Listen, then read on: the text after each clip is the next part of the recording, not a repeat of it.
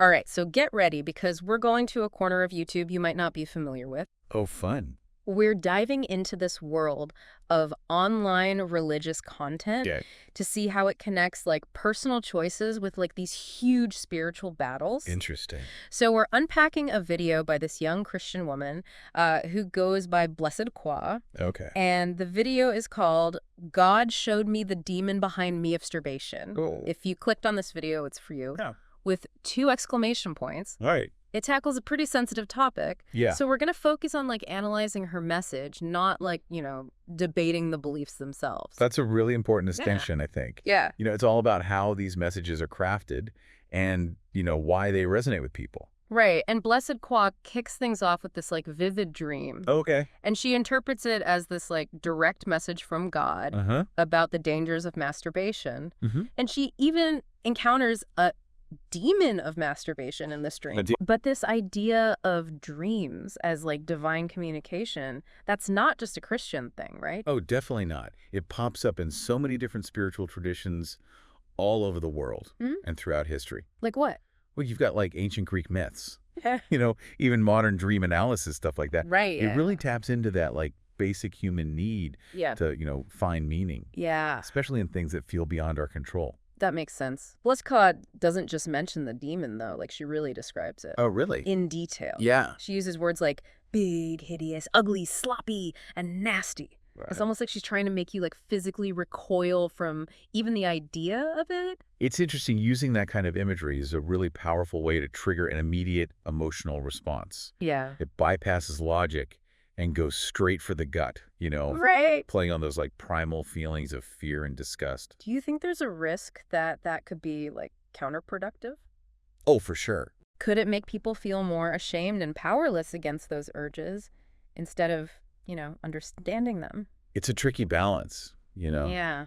On the one hand, like personifying temptation as like an external demon can be helpful. Oh, how so? Well, it creates distance between you and the urge, Uh-huh. potentially making it easier to resist. Yeah.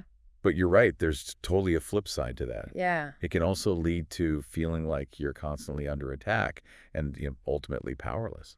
It's interesting how she sets up this dream as a premonition. Okay. Because later in the video, BlessedQua talks about struggling with those same urges while she was staying in a hotel. Oh, interesting. She even says she felt trapped. That feeling of being trapped, I think, really speaks to a heightened sense of vulnerability. Okay. It highlights how, challenging life circumstances can make us more susceptible to, behaviors we might otherwise avoid. So it's not just willpower. Yeah. It's about the context of our lives. Yeah. And how that impacts our choices. Exactly. She says she was feeling sad, down, lonely, and trying to figure things out. When we're stressed, isolated or feeling down, Yeah. it's natural to seek comfort. Yeah. And for someone with strong religious beliefs, that comfort might come from doubling down on those beliefs Yeah. and, trying even harder to resist temptation. But even with that effort, she talks about this intense shame and guilt that follows when she does give in. Right. It seems like she's internalized this idea that she's letting God down. Shame is incredibly potent, especially within a religious framework. Right. It can be a powerful tool for enforcing those moral codes. Yeah. But it can also be deeply damaging to a person's self-worth. So what's the solution? Why does she suggest dealing with these urges and this guilt they bring? She keeps coming back to prayer as the main weapon against these urges. Okay. She even says every time I would pray, I think that the demon would be gone. This idea of prayer as like a weapon, Yeah. it's interesting. Does that tap into that same psychological thing of, externalizing the struggle? It absolutely does. It fits into this broader concept of spiritual warfare, Okay. which is common in a lot of religious traditions. Yeah. By framing it as a battle against a demonic enemy, it can make individuals feel like they have a fighting chance, even if they're struggling internally. It gives them a sense of agency. Right. Like they're not just passively succumbing to temptation. Exactly. They're actively fighting it. Mm-hmm. But wouldn't that also make it harder to accept responsibility for your own actions? That's a valid point, for sure. Yeah. If you're always blaming like an external enemy, Right. it can be hard to acknowledge your own role in the choices you make. Yeah. It's a complex dynamic. And this isn't just about masturbation, right? Yeah. She brings up fornication, too, with similar warnings about the spiritual consequences. Right. And she specifically mentions the concept of soul ties. Soul ties. Yeah, it's this belief that sexual intimacy creates these like spiritual connections that can be, difficult to break and even harmful. This idea of soul ties isn't something you hear about every day. Wow. Where does that come from? It's actually more widespread than you might think, Really? The idea of spiritual contamination through sexual contact appears in various forms across cultures and throughout history. Oh, wow. Like where?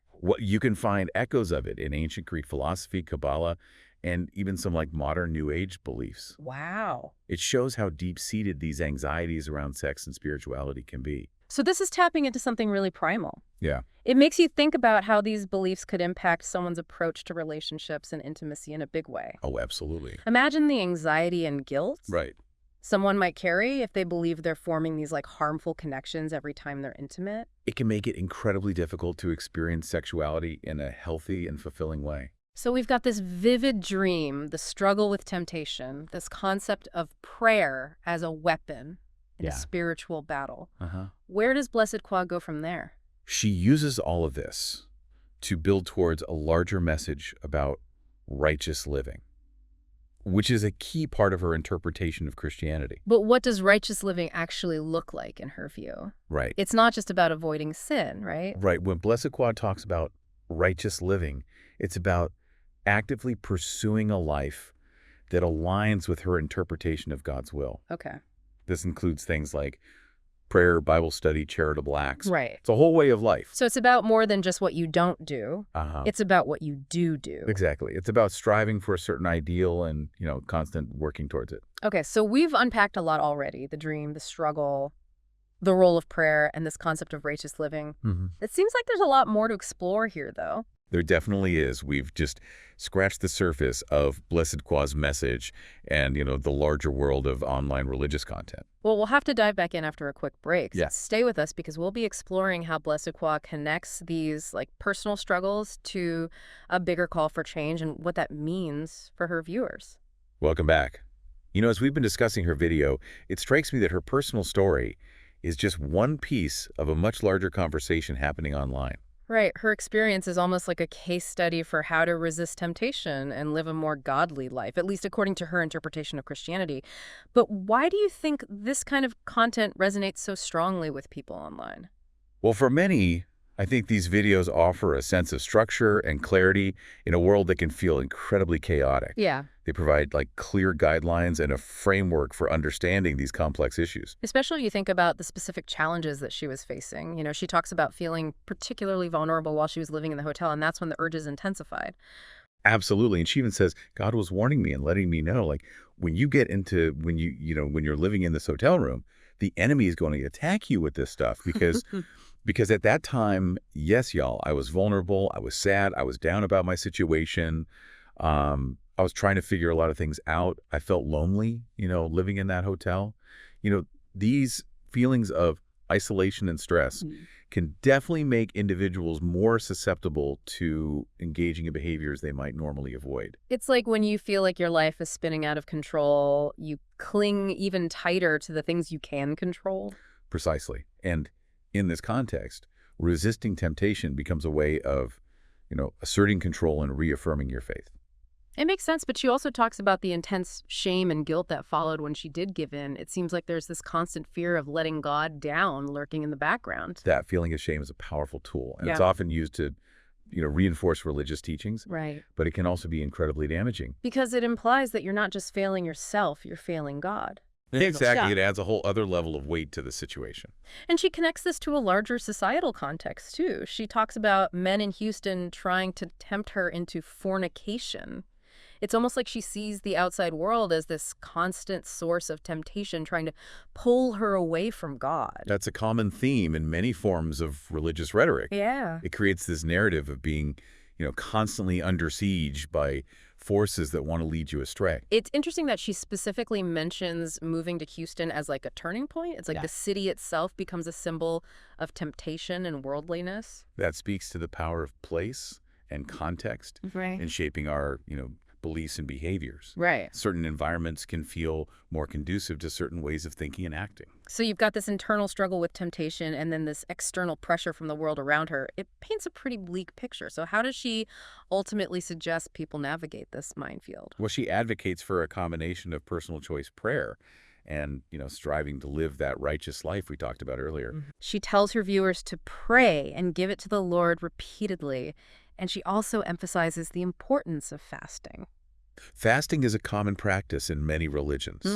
It's often seen as a way to purify the body and mind, to demonstrate devotion and humility. But she's also realistic about the challenges. She says, if you're not used to fasting, it's not going to be easy.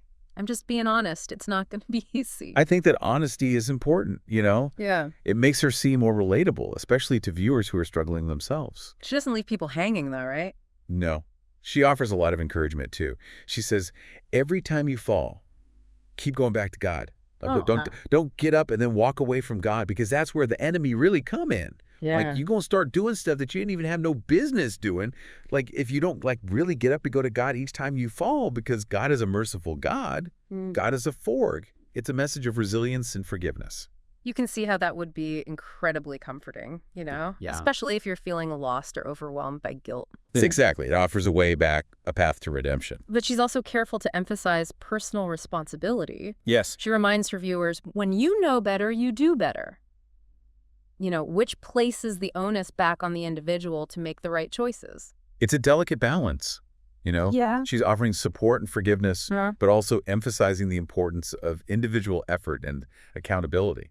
This video has thousands of views and comments. It's clearly resonating with people. Why do you think this kind of content is so popular online? It goes back to what we were talking about earlier, In a world that can feel increasingly complex and confusing, these messages offer clear answers and a sense of community. It's like a virtual support group. You can connect with people who share your beliefs and find encouragement in their experiences. Exactly. Online communities can be incredibly powerful, especially for those who feel isolated or marginalized. But there's a potential downside to this too, isn't there? What happens when these messages are based on fear and shame? That's a risk with any ideology, especially when it's presented in a way that, discourages critical thinking.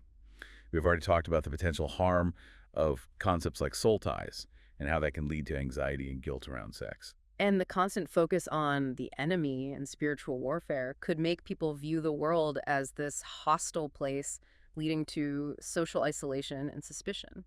You're absolutely right. It's important to be aware of these potential pitfalls and to approach this kind of content with a healthy dose of skepticism. So it's not about rejecting these beliefs outright. It's about being mindful of their potential impact and, engaging with them thoughtfully. Precisely. It's about recognizing the complexity of the issues and being willing to have open and honest conversations about both the benefits and the risks of this kind of online content.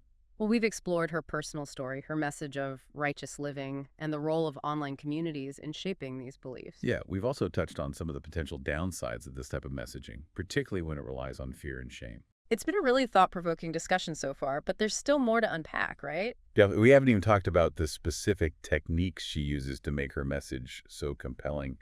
That's something we'll dive into right after. We're back for the final part of our deep dive. Throughout this conversation, I've been struck by how effectively she uses storytelling to convey her message. Yeah, stories are incredibly powerful tools for shaping beliefs and, influencing behavior. I mean, think about it. We've been talking about this video this whole time, and it all started with her telling us about a dream.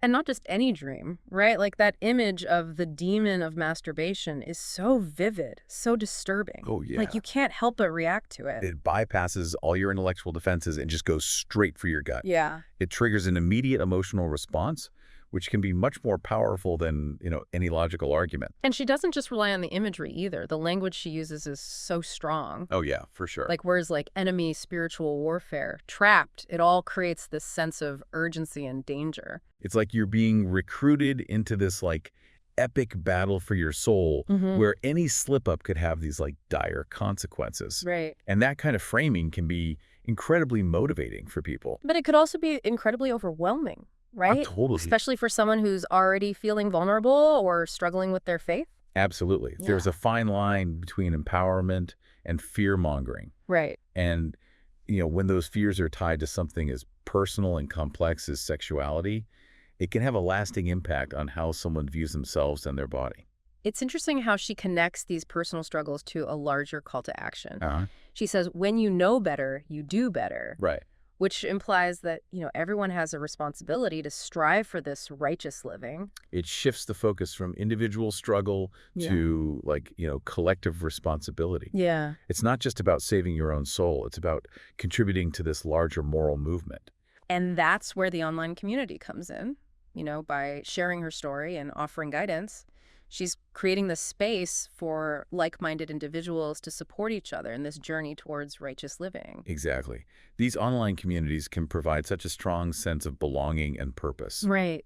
especially for those who feel, isolated or misunderstood in their offline lives.